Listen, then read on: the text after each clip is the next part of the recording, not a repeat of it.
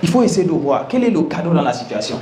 Quel est le cadeau dans cette prise de parole que je viens de faire? Quel est le cadeau dans les fautes que j'ai faites? Quel est le cadeau dans le fait que je tremble en parlant devant le public? Quel est le cadeau qui est dans le fait que j'ai peur de parler en public? Et comment je peux transformer ça? Comment je peux transformer ces peurs-là pour parler? D'accord, écoutez bien ce qu'il dit. Si mes valeurs sont à l'encontre de la société, si tu penses que tes valeurs vont à l'encontre de ta société, c'est que ce n'est pas encore tes vraies valeurs. Si tu as une valeur comme l'intégrité, si dans la société tout le monde devient voleur, tu t'en fous. Est-ce qu'on se comprend? Si c'est vraiment ta valeur, l'intégrité, genre, je ne vais pas prendre les 1 franc de quelqu'un, ça c'est ta valeur. Même si dans ton quartier, chez toi, dans ta commune, il n'y a que des voleurs, tu gardes ta valeur. Donc, c'est-à-dire que cette affaire de valeur-là, ce n'est pas est-ce que la société est d'accord ou elle n'est pas d'accord. Je te donne un exemple simple. Tu vois mon pantalon, non? Il est sauté, non? Hier, dans le groupe, quelqu'un a dit pourquoi ton pantalon est sauté, non? Je lui ai dit, est-ce que c'est mon pantalon qui parle ou bien c'est moi je parle? Il dit non, non, l'habit parle. J'ai dit d'aller demander mon pantalon. Ça là, chez moi, toujours on me demande pourquoi c'est sauté. Mais vous savez, je m'en fous. Je sors dehors, on me demande pourquoi c'est sauté. Vous savez, je m'en fous. Les gens du quartier, les gens de dehors, les gens de je ne sais où me demandent pourquoi. Je m'en fous. Vous savez pourquoi? Ça fait partie de mes valeurs. Pourquoi?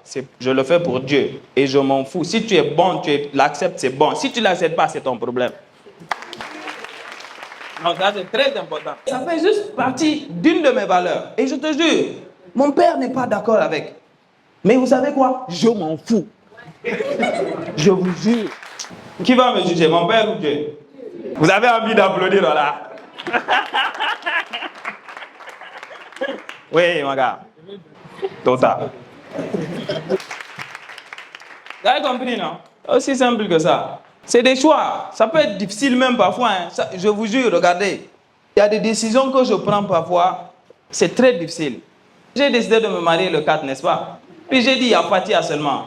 Est-ce que vous savez qu'à cause de ça, jusqu'à j'ai pleuré? Je vous jure, mon ami, j'arrive. Je suis sorti de la prière de Fajr. C'est quelque chose que je n'ai dit seulement qu'à ma femme. Je vais vous partager ça. Je suis sorti de la prière de Fajr.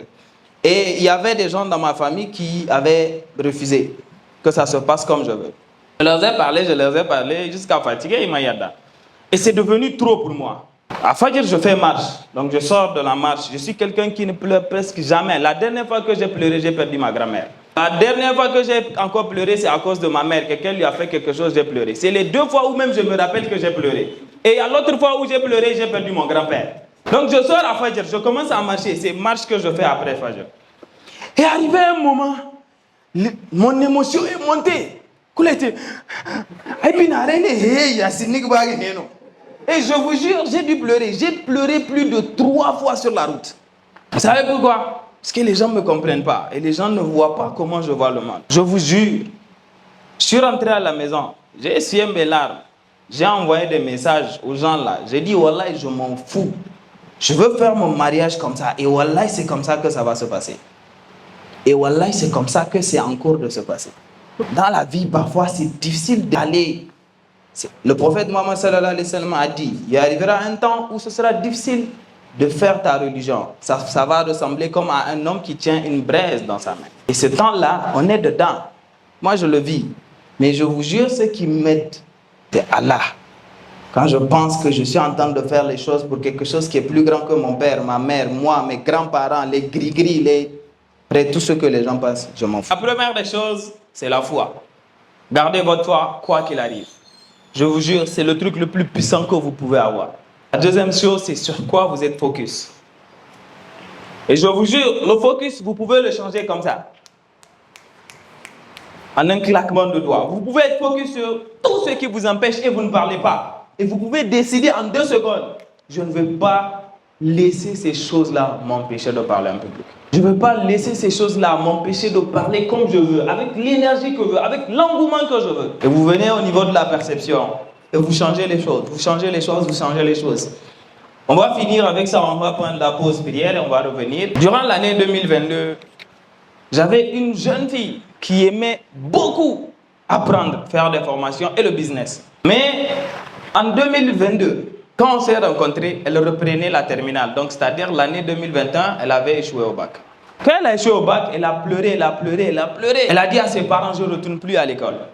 Ses parents lui ont dit non, tu vas retourner à l'école parce que ce n'est pas toi qui décides. Et elle a commencé à réfléchir, dit, à part l'école, qu'est-ce que je peux faire? Elle a commencé à faire du business. Elle a commencé à faire du business durant ces vacances-là. Et elle s'est rendue compte qu'elle aimait plus gagner de l'argent que d'aller à l'école s'asseoir sur les bancs. Ça, c'est un. Deux, elle est retournée à l'école parce que ses parents l'ont forcée.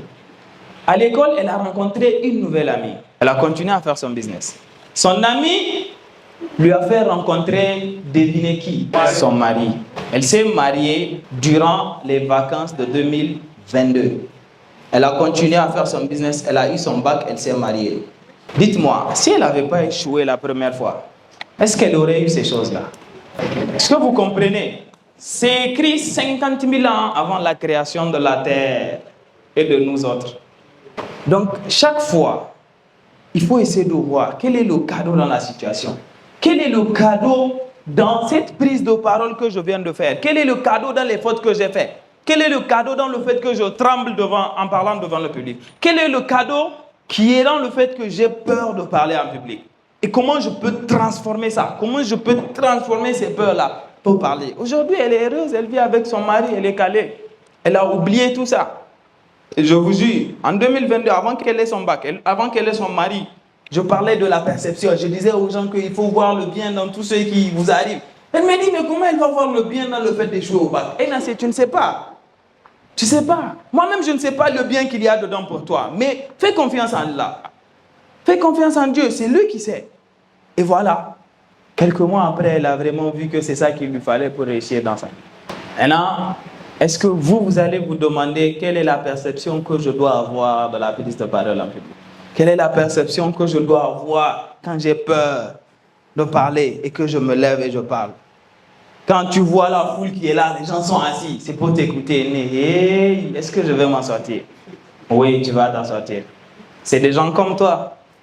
C'est des gens qui font des erreurs comme toi. C'est des gens qui sont imparfaits comme toi. C'est des êtres humains comme toi. Nous allons clôturer avec ça, Inch'Allah.